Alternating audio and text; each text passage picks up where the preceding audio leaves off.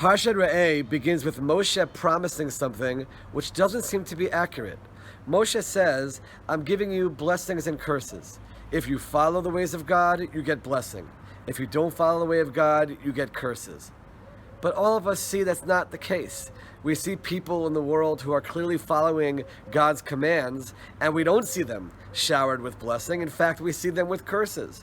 We see people who don't seem to be keeping God's commands, and they seem to get remarkable amounts of blessings. So how do we understand these verses? Many people might say that when Moshe says blessing and curse, he's not talking about in this world. He's talking about in Olam Haba, in the next world, in heaven, and talking about everlasting life instead of just life here on this earth. The problem with that understanding is that Moshe says, Hayom, today, I'm giving you this blessing and curse. Not after death, not talking about something beyond this world. He says it happens today. How do we understand this promise? Rav Hirsch says that when Moshe says the blessing, if you keep the word of God, et habracha, asher tishma'u el mitzvot Hashem Elokechem, what Moshe is saying is the blessing itself is the fact that you're following what God asks you to do. Not some other reward for doing so, but inherently, in fulfilling what God commands, by doing so, you are living a life of blessing. And the opposite, haklala, the curse, im lo tishma'u.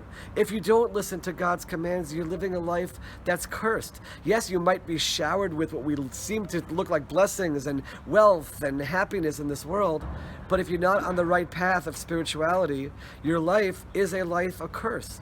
And if you're on the path of God, then your life is a life of blessing.